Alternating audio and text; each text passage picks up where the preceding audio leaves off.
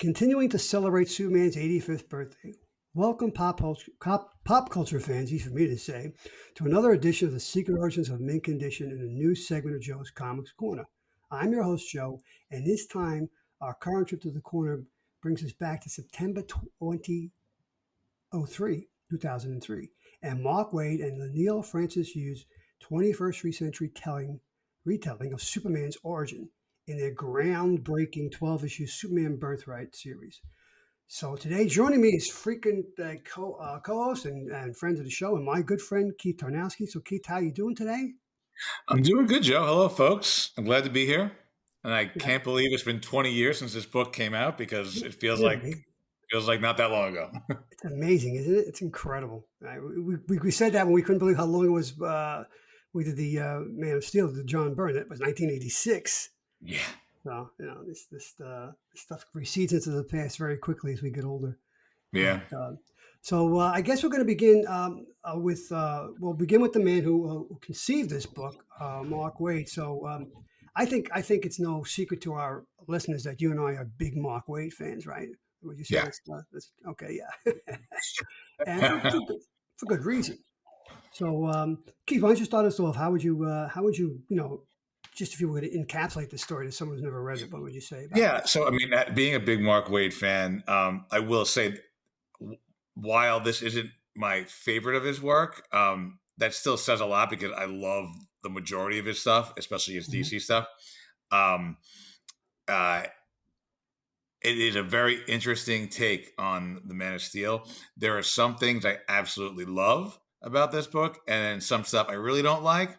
But overall, it's a really enjoyable read, and I think reading it um, many years since it was published also helps because I read it back then and I read it again now. When I read it back then, I was a little more judgmental because I was thinking it would be the default, backstory for Superman going forward, which never really happened, honestly. Um, No. and now I kind of can look at it as more of like an Elseworlds, and I really enjoy it. Yeah, I think those are my sentiments exactly. And I like that you said it's like an Elseworlds because basically, through no fault of Mark Waid's own, his or John Byrne or Jeff Johns, all these iterations of Superman's origin, because of DC rebooting constantly and just throwing things out and starting over again, constantly. Yeah, these would have to be seen as Elseworlds because you don't know which one is the true iteration of Superman's origin. But as a standalone 12-issue maxi series, it's a damn good read. I do feel like it was ignored pretty quickly, though. I don't think anyone really decided to use it in any of their, like, and the Johns Busaic stuff after it was published, or Mhm. anyone that was writing Superman after. I feel like it was, while it doesn't have an Elseworlds label, it was kind of looked at that way. People were still kind of referencing Man of Steel history Yeah, I know. I was. until Jeff Johns' Secret Origin. Yeah. Yeah, that's a good point. This is what, let's see, 17 years after Burns. Yeah, it's 86, 96, 2003. Yeah. So, yeah, almost 2 decades later. So, Burns' origin was still, I think, fresh in people's minds. And I think that was still considered canon. But then this happens before we get to Infinite Crisis. And then, Yes, of course, things unravel from there. And then since Infinite Crisis, which was what, 2005, right? by oh Yeah. five oh six, yeah. Yeah. So since then, DC has rebooted more times than the average person changes socks in a week. So so yes. So who knows where to fit this into the continuity, if even so. But like you, there are parts of this I love, and there are parts I'm not a big fan of. What are the parts that you like about this, Keith? Okay, well, we're definitely going to jump around because, like we said before, Yeah, I certain think we should. stories we can kind of do issue by issue, like Return of Barry Allen, which is only six, like 5 or 6 parts. But when something's so large, I feel like you kind of tend to jump around more You and have to, discuss yeah. this. So, some of my favorite parts here, honestly, what I really, really, really like is I love the idea that, and again, I guess I wouldn't love this idea. I love it in an Elseworld way. I don't think again, I wouldn't want this to be main continuity, but for a stand, for an Elseworld story, I like the idea that Clark really didn't know much or anything about Krypton until Lex revealed it to him. Hmm. And Lex didn't even know that Clark didn't know about his own history, really. Clark or Cal believed that, he had no reason to think that Krypton was destroyed, or had no idea why his family sent him to Earth, and assumed that and hoped that one day they would come, or they would reach out to him and there'd be some kind of resolution that way. So that the revelation that he was all alone, essentially, um, in that sense at least, and of course he has his family. Um, Coming from Lex was just an extra, like, kind of, twisting of the knife of all the bad things Hmm. Lex does to him in this story. Yeah, I mean, Lex has done terrible things to Superman for decades, and this is one where he kept, he just really plays with his mind to the nth degree. And yeah, the whole story is a search for identity and a search for fitting in. So I think, Waid. I have a quote here from him somewhere. I wish I could find it, but I'll find it later on, possibly.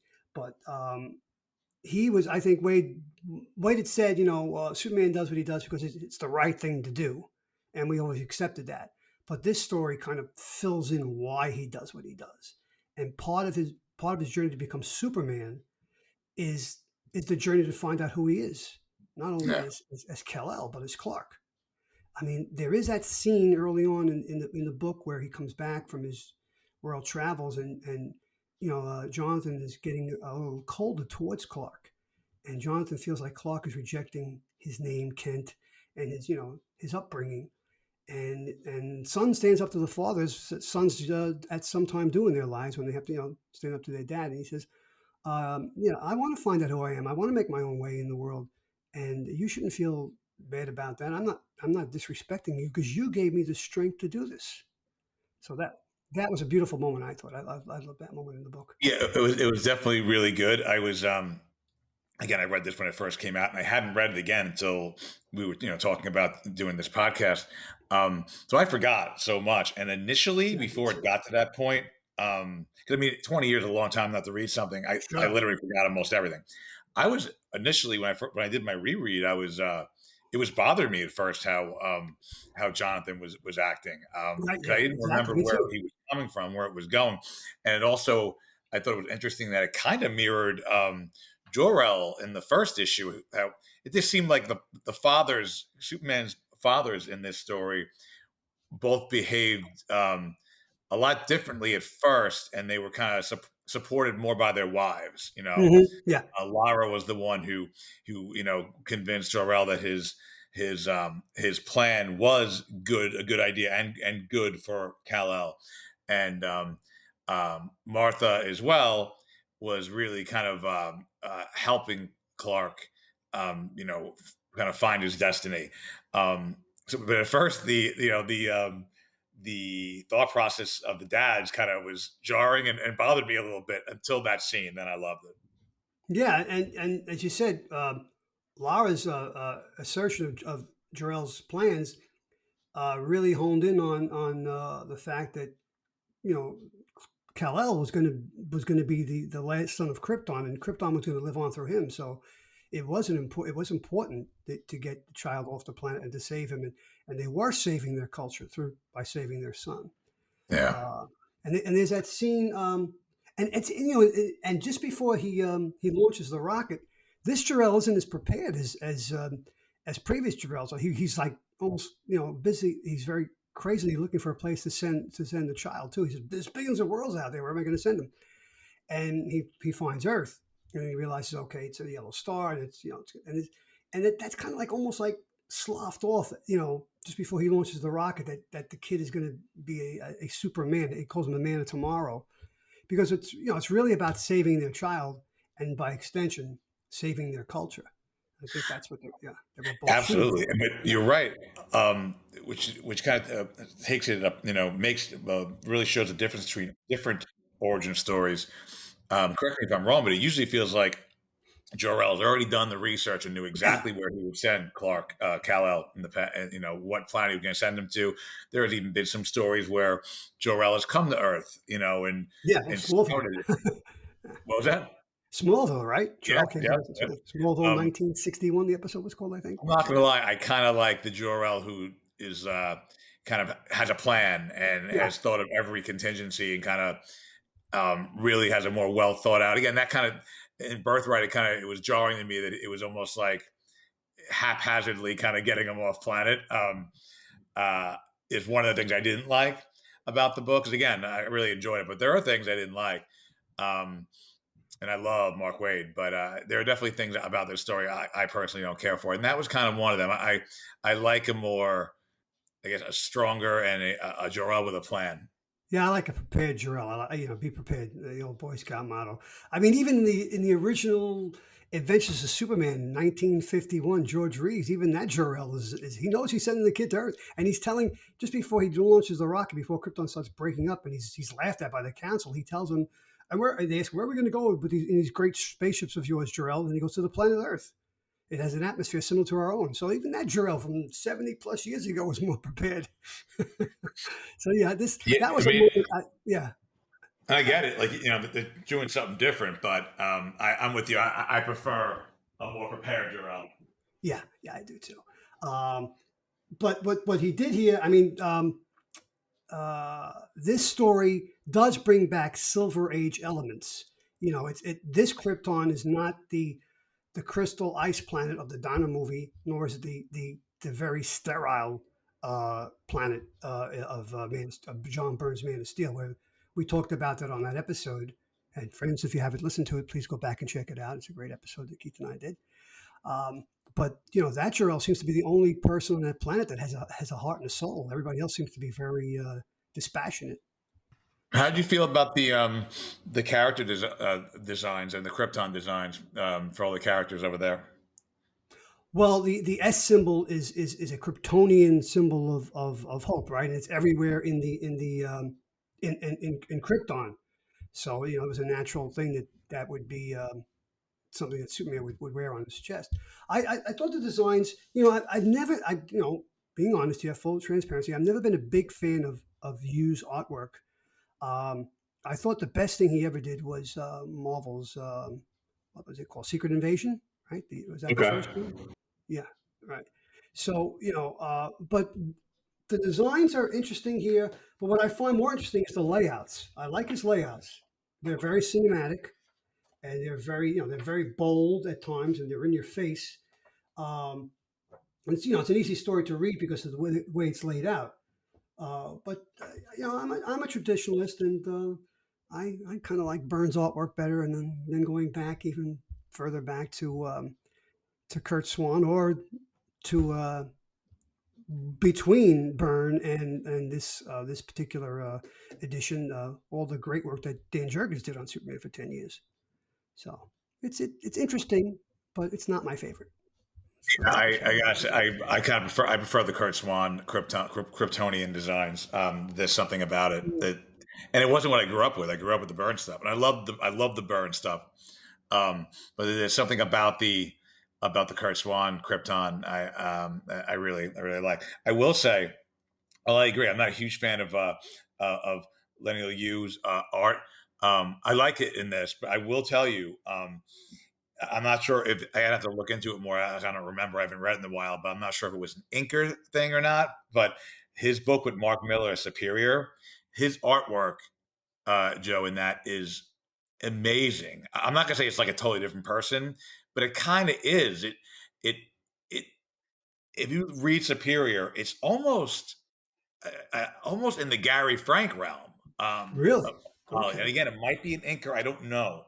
I gotta reread that series, but it is beautiful. It's just like tighter, and the I guess the proportions of the bodies are just more realistic. There aren't as blocky as they are in this. Yeah, it's very Um, blocky. It's true. if you get a chance, I'm telling you, if you read it Superior, you're like, oh wow, Okay. this if he had drawn this book, when Superior came out, I think it would have, and if it was inked differently and colored differently, I think it would have had even a better reception. Have we ever had any? Has Mark Waid ever commented on the artwork on this book in public? Yeah, no, I think he's a fan, and Okay. I I'm sure am he is. Yeah. later of his work later. Um, but yeah, not a huge fan in this. I wouldn't have picked him back then for a retelling of Superman's origin. But again, I would have around the time Superior came out. I have to. I have it on online. I'm gonna screenshot you some pictures of it so you can Okay, see. yeah, we'll definitely take a look at that. I don't know if I've ever read an issue of Superior. Oh, What's so good. It's interesting, basically Mark Miller's version of Shazam. Shazam. Yeah, I remember him saying that in a recent podcast he was on. This book came out cover dated September 2003 to September 2004. So I looked at the on sale dates, and this book spanned two ownerships of mint condition. Richie's at the end and mine at the beginning. So I think issue 11 was the first issue we got in June, late June, because we took over the store in early June. So that would have been ordered by Rich, but I don't remember, and even probably even issue number 12. But it was the first one I put on the stand or on the shelf was issue That's number a fun fact. I love that. yeah, right. Yeah. So I checked my dates. I'm pretty sure it would have been issue 11. It could have been issue 10 possibly, but I think it was issue 11. And the next big thing, obviously, was we were getting ready for Identity Crisis. That was the Yeah. big, yeah.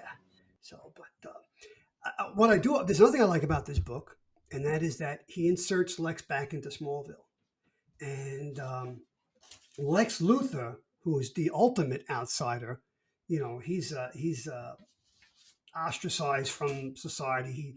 Because he's so smart and he's the smartest guy in the room. He lets everybody know that.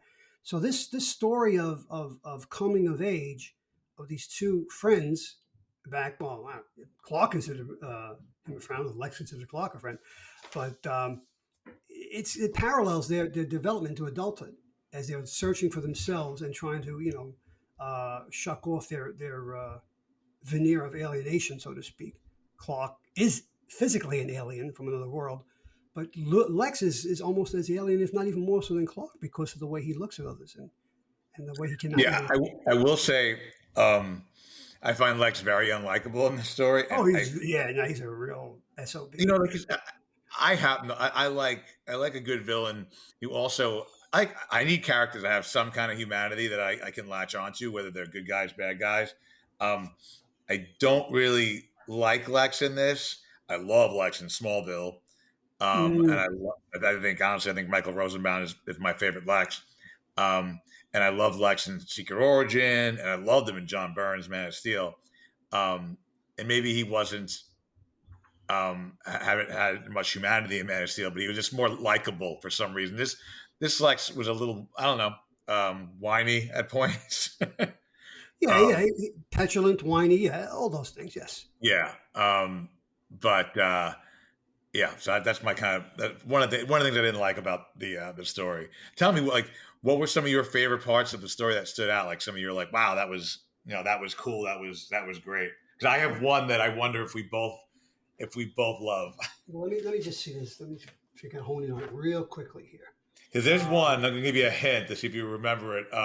There is one that is literally, I don't know if you'd call it an homage or just whatever from the Richard Donner movies. There's something that Superman says to Lex that made me smile. Okay, I might have missed that. What is it?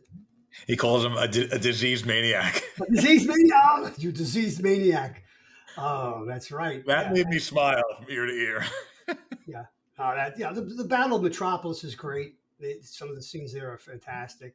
I like Jimmy leading the revolt when Superman loses his S shield right in that Yep. battle, and Jimmy picks it up and kind of rallies the crowd behind. I like the way he treated Jimmy Olsen. Jimmy wasn't just a copy boy getting coffee for Perry White. And don't call me sugar.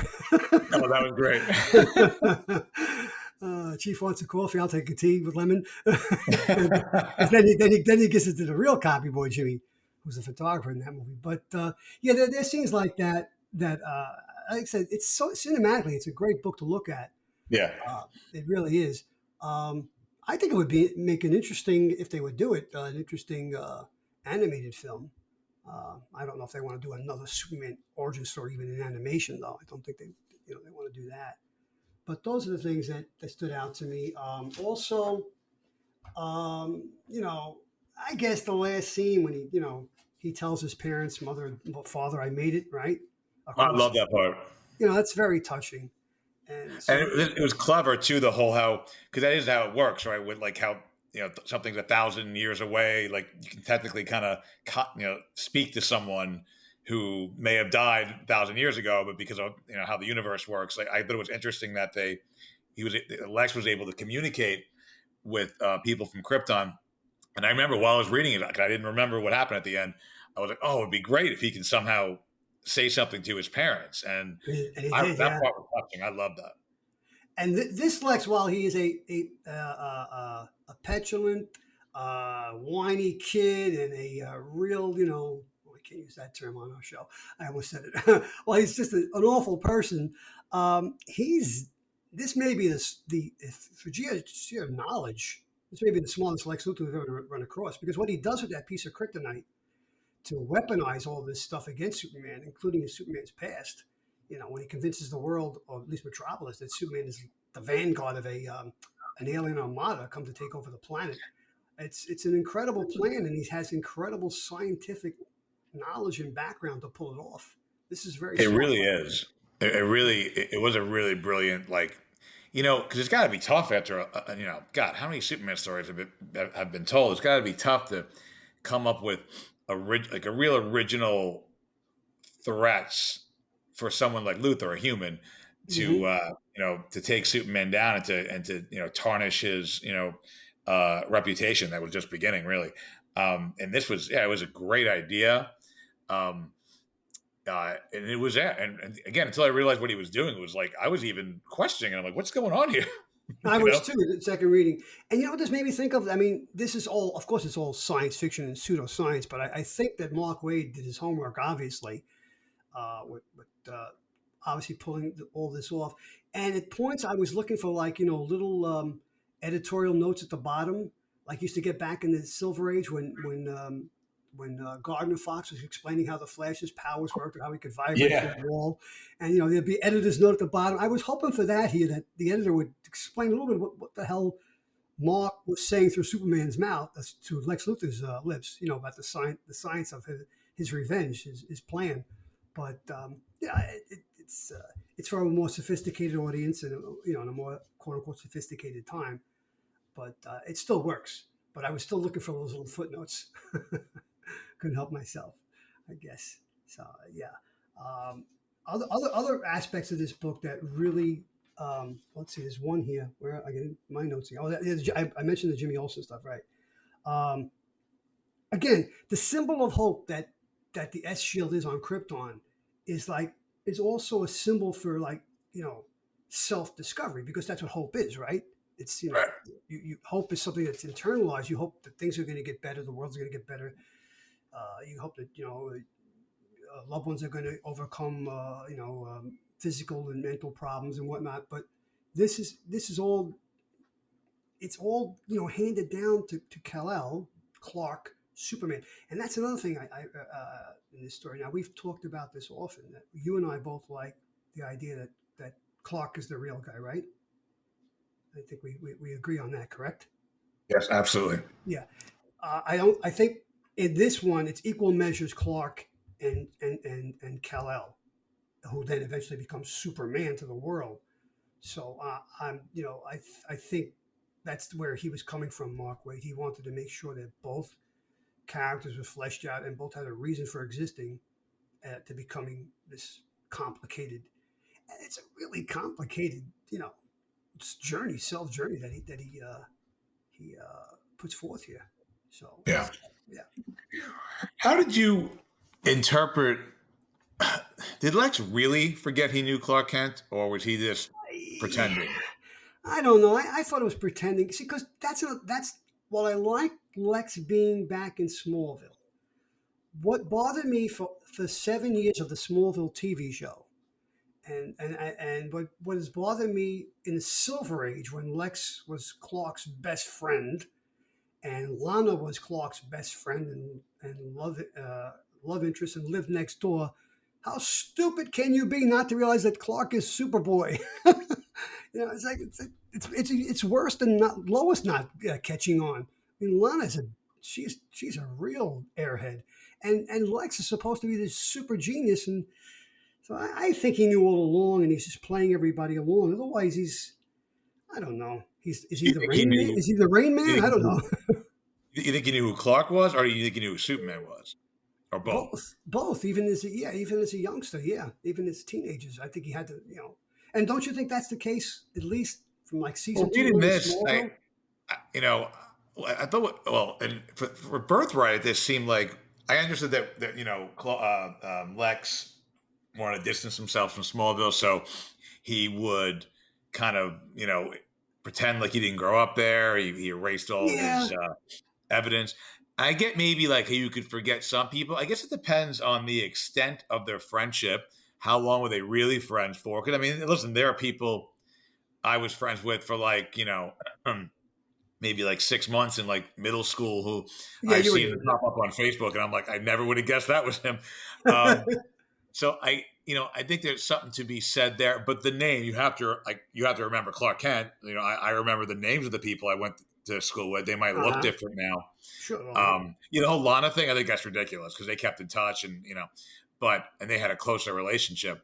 I could buy it if they were like Lex and Clark were kind of like casual friends for like a summer or something like that in Smallville. I could buy Mm. it. Him not recognizing him as Superman, but I think he should.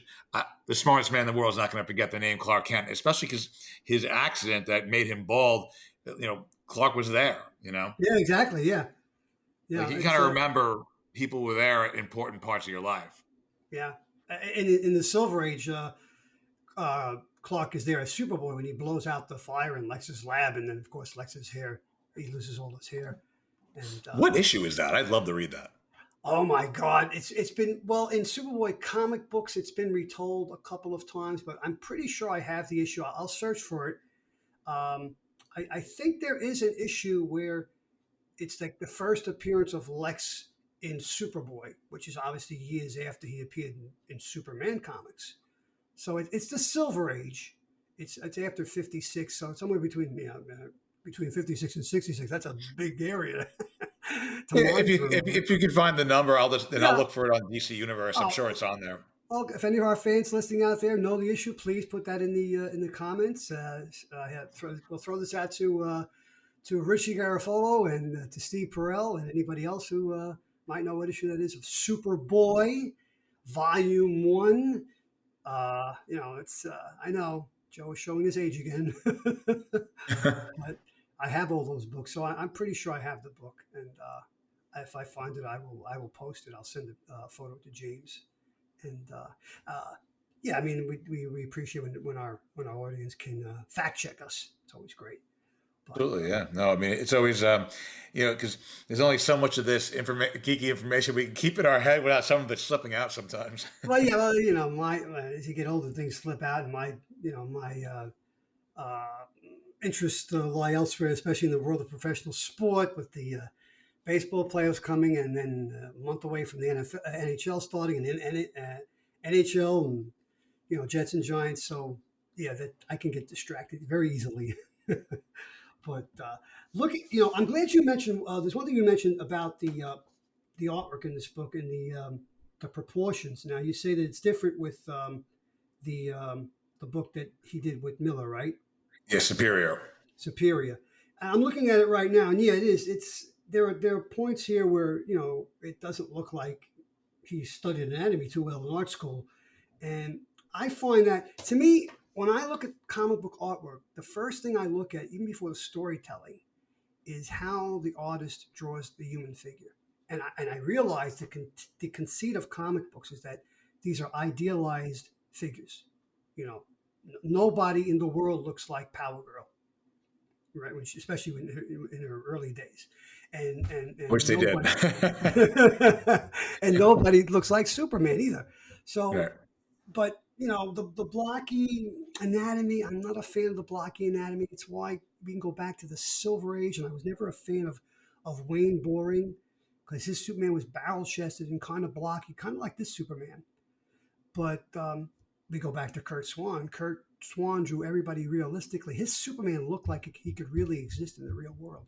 Right, right. Yeah. And And yeah, also, I have a friend who's a big Superman fan, not the comics. He loves the movies and shows like Smallville and Lois and Clark. Although I did buy him Secret Origin and a Superman for All Seasons, and he did read them and really oh, liked good. them. But he's just not. It's just he's not going to go to a comic book store or go out of his way to get them. But he always says too, it bothers him. What bothered him about Henry Cavill, he didn't like that he was so super big. No, He liked it something where you throw a suit on someone like Christopher Reeve. While Christopher Reeve was in great shape, you throw a suit on him, he doesn't look like Superman. You know, and his powers don't make. He doesn't have to be muscular because that's not what his powers are about. He can look. When he no, was a kid, he was lifting tractors. You know what I mean? exactly. Um, so like I agree. I like it, like you said. I like when they look like regular people, like Kurt Swan or Brian Boland draws like every superhero great, you know. But I will say, there are some artists that I like their art so much I can enjoy the blocky stuff, like Mike Mignola. Yes, yeah. That's a good point. But I Yeah. wouldn't want him on those books all the time. No, I don't. No, he did. He did a few issues of Superman during the Burn Run, right? Did he not? Yeah, Yeah, I think Superman he or did. action. Uh, He did. I think Actually, around yeah, the time when Hawkman and Hawkgirl and Superman went to find Krypton. yes, he even had like an 8-page story in Action Comics 600, if I'm not mistaken. Yeah, yeah, and I think it was leading. I think it was him and Man Bat, and it led to Right. Yeah, that's right. Man Bat. Yes. yeah, Yeah. it led to Hawkman at the end, like saving him, and then they were going off on their to go find Krypton. Once again, folks, welcome to Tangent Theater as we go off on different tangents. But, when you're talking about artwork, you can't help it, especially Superman. Superman's had so many great artists. I keep going back to Dan Jurgens. And, of course, you and I both love Jerry Ordway's rendition of Oh my Superman. God, yeah. That's just great. So, Gary Frank, John oh, Byrne, John Dan Byrne, Gary Jurgens, Frank. everybody. I like Gil Kane's version. There's some people that don't like Gil Kane, but I like Gil Kane's version of Superman. Um, Oh, I, I like Gil Kane's version, and also, I mean, the run might not have been good, but that's not his fault. But what's his name? Ivan Rice drew a beautiful Superman. oh yeah. It was all wasted because of the inanity that Bendis was writing. I'll throw one out. Actually, he didn't do too many of them, and he only did Superman. I believe in DC Comics Presents maybe once or twice in the titular title, but our friend, well, now we're drawing a blank. Garcia Lopez. Well, yes, definitely Garcia Lopez, but the Flash artist that we both like, some Alex Saviuk. I always like Oh Alex. yes, Yeah, I always liked his version of Superman too, also. But yeah, Garcia Lopez. Oh my God, yes. So the mind boggles that would this have been is this fair to even say this 20 years later? And God, if Mark Waid is listening, we'll never get him on the show. But is it fair to say that this thing would have been an even bigger hit if maybe a Garcia Lopez had penciled it or someone like I that? definitely think the art, if it was tighter as it is in Superior, or someone else would have made it uh, a bigger deal. So I'm sure it sold well, but I think it would have been a bigger deal because it was it was kind of ignored. It was, yeah. I think And even Wade said that at one point, but now I think he he's did. happy that it's growing in popularity now. It is now. Yeah, back then it was. I didn't. I'm a huge Wade guy, and I read it Yeah. once, and I was like, all right. I liked it more now again because I have no expectations of it being the backstory of Superman. And back then I'm comparing it to Burn, and even now I'm comparing it to Secret Origin and Burn. Mm, Um, I mean, I'm sorry, Gary Frank his art's gorgeous, so it's beautiful. I mean, I know we're going to do a comics corner on Secret Origin soon, Yeah, but that book that's took our me next longer one. to read just because I would stop and gaze at the art. It's so good. Oh yeah, you can't help but ogle the artwork. Yeah, that's true. It's like reading You the know, George Perez comic. You're like, oh oh, yeah. Well, Perez puts so much detail in the background. You have to you have to stop and look and check things out because there's things Legion going of Three on. Worlds was, yeah. I mean, again, Oh we're going off on a tangent, but that book is yeah. gorgeous. Yeah, absolutely gorgeous. So yeah, maybe maybe so, but I think I have a feeling that they chose Leinil Francis Yu because this is a 21st century retelling of the origin of an iconic character, and Mark Waid was coming at it from a not, very respectful for the source material, adding things back in that he thought that should have been taken out in the Burn series, but also trying to push it forward into the new century. And I guess this is what the look. I guess the editors thought that this is the look of the 21st century. And when you look at comic books today, especially Marvel comics, I think they're highly influenced by uh, Hughes' artwork. That blocky, sketchy, kinetic style, which works for some characters, but not all. And I, being an old school guy, I still like the more traditional storytelling of the Kurt Swans, the John Burns, the Garcia Lopez's, and people like that. But again, it's art is in the eye of the beholder. So I also think a reason why it wasn't even pushed as much after, because while he was an editor there, Dan Didio really started to take over right ah, after as editor in chief. He, even though they worked together for a bit there before Waid was banished, they really didn't get along too well, and I think they had very conflicting visions of DC universe to begin with, but especially Superman. mhm. Um, so I could see it kind of being from, as a speculation on my part, but I could see it kind of coming from the top down that this wasn't going to be the, definitive origin. So maybe don't make other writers, reference it. So as we stand today here in 2023, do you think there's even is a canonical, if that's a correct pronunciation, I think it is, origin for Superman, or is it? Well, I like to. I know they have DC as the whole, everything matters, everything counts kind of Yeah, philosophy now. which is bullshit. It is. I honestly think that most people there. This is my opinion, and no one's quoted, no one said it, but I think the comics now, the good ones at least, reflected is that they're going very much back to a pre-Flashpoint kind of continuity and Mm. leaving in the things that happened during the New 52 that were really good, like the Super Sons and um, some other things. They're letting it like kind of stay in there, but otherwise a lot of it's kind of reflecting the pre-Flashpoint continuity, which leads me to believe that, in my opinion, like the secret origin from Jeff Johns and Gary Frank is Mm. basically in place, basically, you know, and it fits as well as it can with everything else. That's my what did that word you used in a podcast recently? Headcanon. Headcanon, yeah, the new Yeah, term that's that my headcanon. That's the yeah, feeling I'm getting from the comics when I read them. I'm not sure if I'm putting that out there myself because that's what I prefer. But look, you have Wally West back with his history, yep. um, JSA with their history, Hmm. which Good point. mostly mirrors the pre-Flashpoint, history, and everything else I see. Green Lantern. It all kind of. I feel like I'm reading pre-Flashpoint DC with some tweaks. Mm. So So I did kind of I think I just I think Secret Origin really works well in the current um time frame because you have to have Superboy, so it can't be Man of Steel. yeah. So I mean, Burns subtracts Superboy from the equation, right? Yeah, Um, and subtracts Lex Luthor from the equation vis-a-vis Smallville.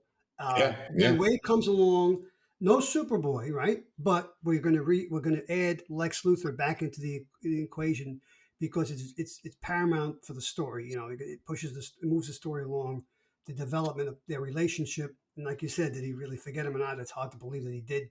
But then when we get to Secret Origin, we get Superboy back again, correct? yeah.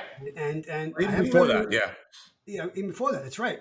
And I haven't read Secret Origin in a while, but is Lex in Smallville in Secret Origin yeah, as a teenager? There you go. So I yeah. think, And yeah. his he's still a little jerk, but he's a lot more Oh well, likable than he is it's Lex. He's got to be a in. jerk. But he's Yeah, more likable than Birthright. Like I actually believe their friendship. yeah. Which I believed in Smallville up to a certain point, and then I just didn't believe it in Birthright. Really, I'm like he's constantly a dick to Clark. yeah, well, yeah, well, that when he says at one point in this book, how he considers basically the people on Earth ants, and he's the only one on the entire planet that has a brain in his head. And he's going to take over. He's going to be the savior of the planet. He's again, he's the villain is the hero of his own story. That's this Lex Luthor believes, and he's going to be the hero, save humanity. But to do that, he's got to get rid of his one obstacle, and that's Superman. So he's got to make humanity think that Superman is an alien, is alien, as I said before, the vanguard of an alien invasion. And interesting. This book came out 2 years after 9/11. So there's when Superman gets to Metropolis, we haven't talked about this. When he gets to Metropolis, it's not the city of tomorrow, is it? It looks more like New York City, doesn't it? Absolutely, yeah. Yeah, and I think that's an interesting take on it because before that, yeah, in the Silver Age, Metropolis was just an anagram. Is that the right word? I don't know. For New York, but analog. Uh, Malaprop Theater is also is also here with us today, folks. But it was just there, right? It had the tall buildings, the skyline. It looked clean, and even Gotham City back in the Silver Age was a clean, safe city, except for the costume villains. But as we move further into the further away from the Silver Age, we see these cities developing personalities. But this city is definitely not the metropolis of, say, the animated Superman series, not by far, right? I mean, that's Yeah. and even if I'm not mistaken, even in Secret Origin, when Clark gets to Metropolis, it's not exactly a shining example either, right? Yeah, I don't. I'm going to reread it before we do that again because it's a very quick read. But I don't recall that either, though. I off the top of my head, I don't. I feel like it felt more like a maybe not Manhattan but something similar. Yeah, but I mean when you think about all the choices that Waid made for this particular story, making Metropolis a city of fear and prejudice, which is basically what it is. I mean, they've got he gets there the first day and there's those drones flying over the city, right? Yep. So and of course their Luthor makes them reprograms them for his own nefarious reasons. But I think this is I think Waid was thinking post 9/11 and how that affected uh, Americans, especially people living in large urban centers, and how it affected them and gave rise to their worst fears, their basest instincts. So Yeah, I I definitely felt that reading it. Yeah, 'cause I had forgotten that. Again, I read it at the time, but it's 20 years later. I had kind of forgotten that. Even with recently rereading some Hawkmans and looking at the from that time from a little earlier and looking on the issues, I forgot the little never forget 9/11s on the covers and this like hmm all the ads, and it was a very different time. So yeah, that was reflected in the pages of these books. yeah. Remember that great Alex Ross full page memoriam to Yeah, no, I have that Superman? on my social media every Yeah, year as he posted. It was a 9/11 memorial book, and it was I think Clark and Crypto looking up at the picture of yeah, yeah. yeah the photo of the Mhm. firemen and the police saying Yeah, wow. yeah, exactly. And I just read recently. Who knows what's going to be coming from the quote unquote DCU with Mr. Gunn, but apparently crypto might be in the offering for that movie. So, all right, that if you put crypto in the next Superman movie, you got my money. Yeah. I'll be there for sure. Yeah, I mean, listen, you never know. Like, I don't have total faith in James Gunn. I don't have total faith in anyone because just because he made three amazing Guardians movies and that Christmas holiday special Yeah, doesn't mean that everything he touches is going to be gold. But I'm pretty optimistic that we'll at least get a really good Superman movie. I really hope we do because you know it yeah, all. I think it all has to come from there. If you're going to have a DC universe, it has to come from there. It has to all start with a really good Superman movie, and then move over. Move over, in my opinion. In fact, I just read an article online last night, and I didn't like fact check it and look into it, but I believe it's true. David Goyer had written the script to Man of Steel, hmm and he there's an interview with him where he says he's like, he thinks one of the things they kind of dropped the ball on. And obviously, he's privy to the behind the scenes. They were so eager to try to catch up with Marvel with this shared universe that like the original plan was to make a Man of Steel 2 and then a Batman movie and slowly build to like a Batman versus Superman and Justice League. Mm. Because they were so trying to rush things and trying to mimic what Marvel was doing. Um, they kind of, they messed up. It They did feel certainly. rushed, whether you like the content or not. A Man of Steel, which I didn't, it went right from Man of Steel to Batman versus Superman. We didn't even know this Batman. Yeah, no, it was. You could see that they had pivoted to try to catch up, and in hindsight is 2020. They should have stuck to their original plan. So while Marvel was doing all these these uh, big movies with tons of characters with these ensemble casts, they could have just stuck to their one hero per movie and then get your Superman, Batman, world's finest team up, and then move along to the Justice League, and it probably would have worked By the better time for them. Justice League came out, they had all these extra characters there that the regular fans. I mean, I didn't like the takes on a lot of them anyway, but um, the fans didn't know them. Like, it's not like the X-Men where you can explain their origin through one plot point and they're all in the same little world. These are different like franchises. The DC Yeah. universe isn't like Marvel. Marvel was like built to kind of all live in the same world. DC originally the characters didn't interact, and then a lot of the other ones were bought from other publishers Hmm. and thrown in. It's like they did it all wrong. I mean that Yeah. goes without saying. Look where they are. They're already rebooting everything. But Yeah, um, I think this is their last shot to get it right, because I think we are in a world now where there is superhero movie fatigue. I know I have it. I can't. What did I watch recently? Oh, we did the. Well, yeah, we James and Chris and I recently did, folks. It'll be posted very soon. Our review or talk about Spider-Man Across the Spider-Verse, and it was just I thought it was a fantastic film, an animated film, and it's just a great movie, and it should have been that's the movie that should have been Doctor Strange and the Multiverse of Madness, because I'm not a fan of that. I know you like that movie more than I do, but I love that movie. I saw it like three yeah, I times. see. And I got lost halfway through. I said, is it a superhero movie? Is it a horror movie? What is it? And it's like, and there's too much stuff thrown at you. And when you throw a lot of things to an animated film, and it's done right, like it was with the across the Spider Verse, it doesn't seem like you're being inundated. But when they do this in these other movies, the live action films, I feel like they're just throwing stuff against the wall to see if it's going to stick, and that's what the DCU basically did, and that's why they failed. So Yeah, and they don't have the luxury. The MCU has made they've earned the trust of people, and if someone doesn't like one here and there, if they make a really bad one like yeah, Eternals, it's forgivable because they've made so many good ones. And even if the movies are like not the best, they cast them right. So even if you didn't love like Ant-Man, Quantumania, I Paul love Rudd was that still man. great in it. Well, I didn't see Quantumania yet, but I love the first Ant Man movie. Yeah, But he did like some people didn't like it. I loved it, but like he's still great in it. So most people are like, he's still Paul Rudd as Ant Man. It's fun. Um, DC just doesn't have that luxury. yeah. No, they And don't. They again, don't. most people think I'm like when I talk about these things, they think I'm like this is one guy I work with who thinks I'm like a Marvel fanboy and that I hate DC. I'm like, you don't Wow, even know. he has I'm no like, idea who you are. exactly. I'm like, I love DC. Those comics, those characters, their history. That's my thing. I love it more than anything. But that doesn't change the fact that I don't think they've made a great movie since the Dark Knight trilogy.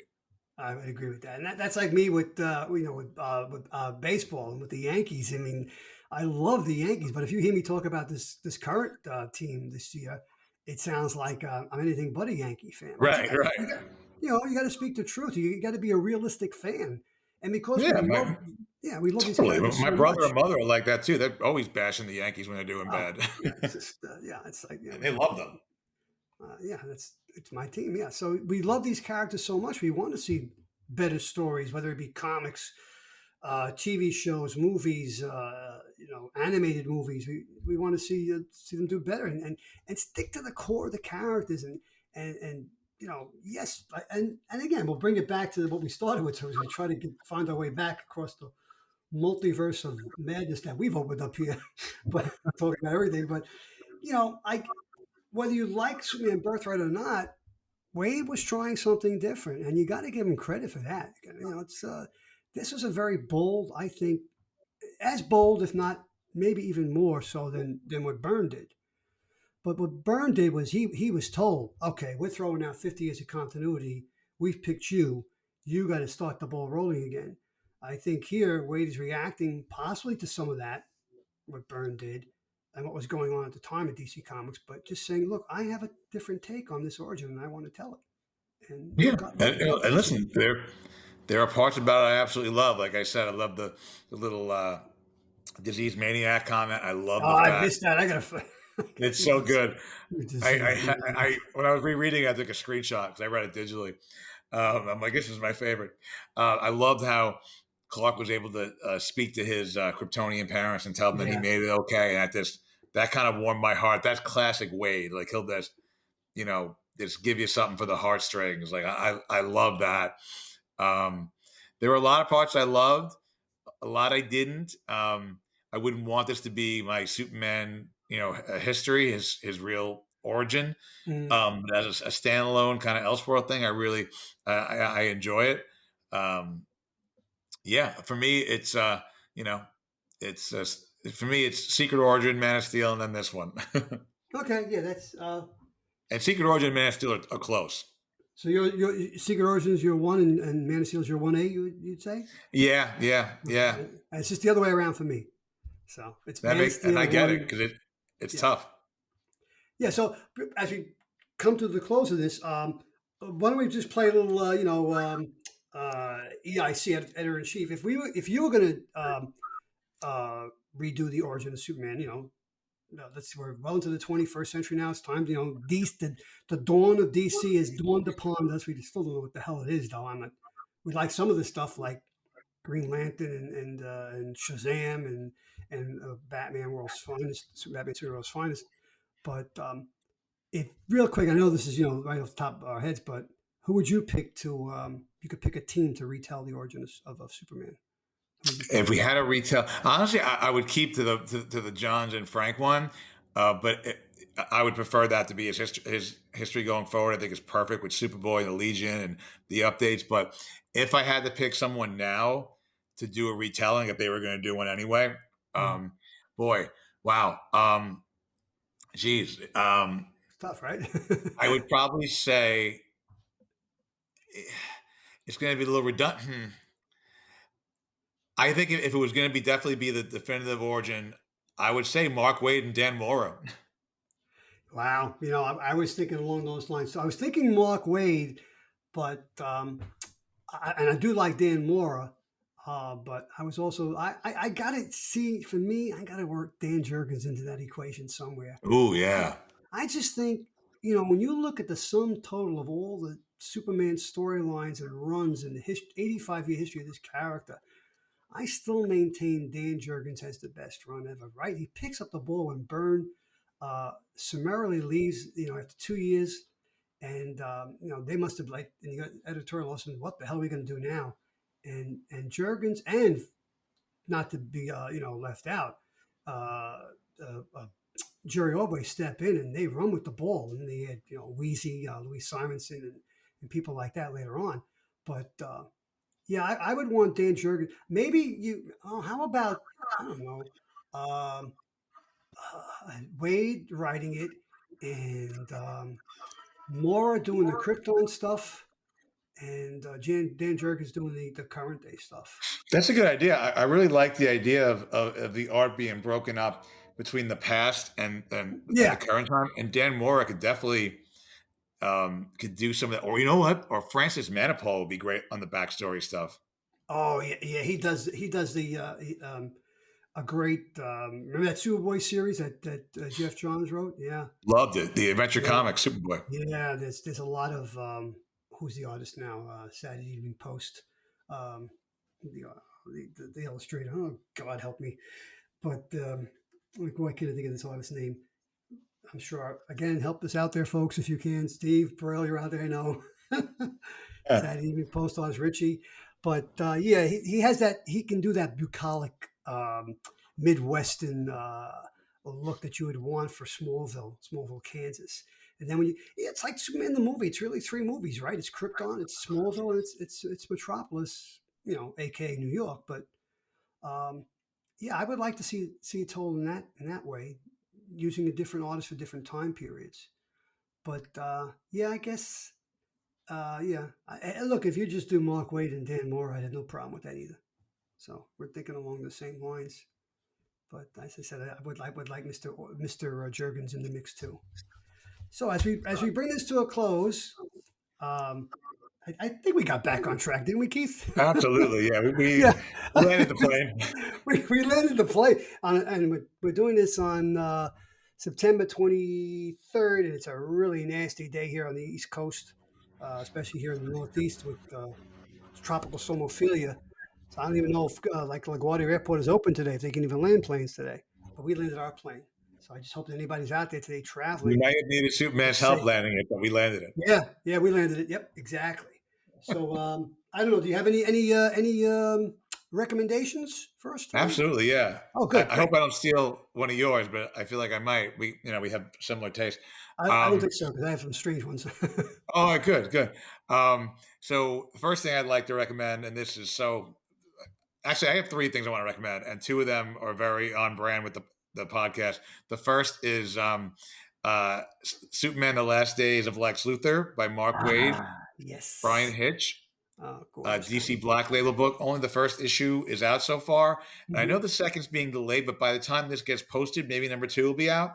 It's Yep. a prestige format, extra size Black Label book. It is gorgeous. Absolutely gorgeous. Um, Great story, and like very much as Waid would put it, a spiritual sequel to Birthright. Yep. Good. Good. Um, and Tying it, second, tying it together, Keith. Tying it together. Good. yeah, right, exactly. And then the second one's also a Waid book. I think right now, at least, the best book being published by DC. I'm hoping Flash will change that next week. But Shazam by Mark Waid and Dan Mora. That book, three issues in, is gorgeous. Written so well. I love it. It's like when it comes out, I got to read it immediately. It is such a beautiful book. I was even talking to Joe about it the other day. Waid and Mora even they're both on World's Finest because Mora apparently is like a speedster for artists, Mm, but it's a very different book in the way where Mark and Dan do it the old Marvel style. Like Mark gives Dan the basic plots and lets him do the breakdowns as opposed to World's Finest, and you can tell there's a difference there. And they have a different inker. No, I'm sorry, hmm. colorist. Colors, yes. And it's just really it's my favorite book right now. I love it. It's so much fun. It's what I feel like it's what comics should be. I Um, agree.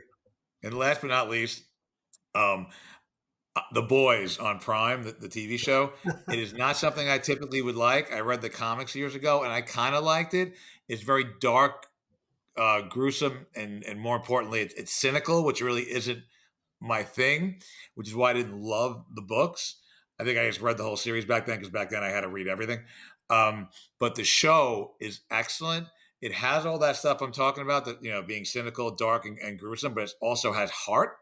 They added heart to it. There's things about some of these characters, at least, that has like an optimism and an ultimate like good in there, and that's what keeps me kind of tethered to it. And then when they bring out the crazy stuff, it just makes it more fun. It's a really great show. It's three seasons in. You know, uh, I don't know, give it a shot. I tell everyone if you're not hooked by the 15 minutes in the first episode, then it may not be for you. But I was hooked at that point. Yeah, I keep saying I'm going to watch it. I haven't gotten to it yet, so maybe I'll give it a shot. Well, a fun fact about it is that Meg Ryan and Dennis Quaid's son is the one of the leads. Oh, okay, all right. Aren't they He, and doing? he's one. Okay, He's the character that you like. He's this guy Huey. He's the like kind of like the most noble person in the show. okay, Like the good guy. okay. I didn't think there was any. All right. We used to get one copy a month back in the day when I had this store. And I think that book was for our good friend and buddy Andy Schaefer. I think Andy was the guy who used to get the boys. I Yeah. think it was me too. I You was had a getting it copy too when I also? worked there. Okay. Well, then we sold two a But I month. remember I There you read it go. when it was a Vertigo book, and then DC didn't want it associated with them, so they sold it to Yeah. Dynamite. Yeah, exactly. I remember that. Yeah. Those are great recommendations. My recommendations are, let's see, they're in the world of sport, I would say, uh, you know, the baseball players are on their way.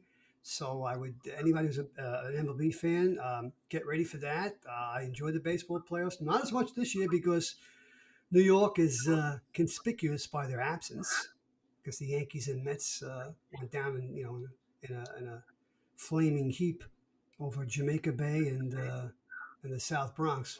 So, no, not Jamaica Bay, Flushing. Yeah, got the Mets in their own part of Queens. But so yeah, there's that.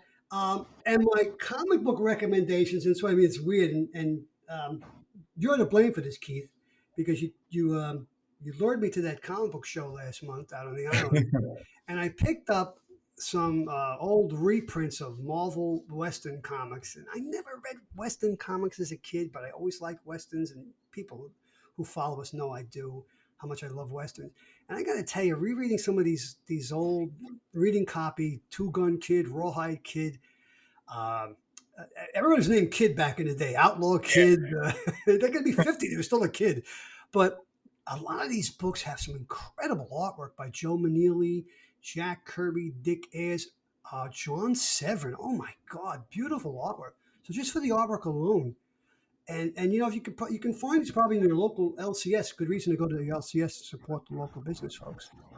And just look in either the dollar bins or if you're looking through the westerns, don't buy the stuff at the front of the box, or I don't know how they arrange it at the end of the box where the older stuff is.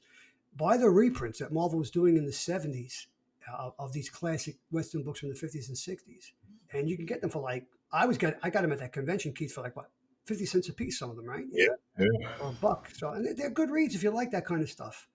So you check your brain at the door, kind of like Silver Age comics. But yeah, those are my two recommendations. Be prepared for the baseball playoffs, folks. And if you got a hankering to read some Western comics and see a town get treated by some drunken drovers on a Saturday night, and then the Rawhide Kid shows up to clean up the town, you might like that stuff. So we're going to close this out saying that you can find us on Instagram. We have a Facebook page. We would appreciate any and all of your comments, good or bad. Any comment is always appreciated. Like and subscribe. Check us out on YouTube. James posts a lot of these things on YouTube, and they're great. There's even one up there where you get to see my mug and James. Thank God James is there, because if you just saw mine, you'd probably run for the hills. But so that stuff is there. So we appreciate your feedback. And I just want to say I couldn't do this again without my good buddy and friend, and as I said, the Sultan of Speed, Keith Tarnowski. So thank you, Keith. Thanks, thanks, Joe. I appreciate it. And I appreciate your incredible comic book knowledge. It's I think when we get together, it's definitely a geek fest, and we had Richie Garofalo and everybody else. I love it. So it's great. So we love you guys out there. If you're out on today on a bad day, as I said, it's in the Northeast. Stay safe and enjoy comics, enjoy the world of sports, and just have a good time. Thanks again, folks, for listening.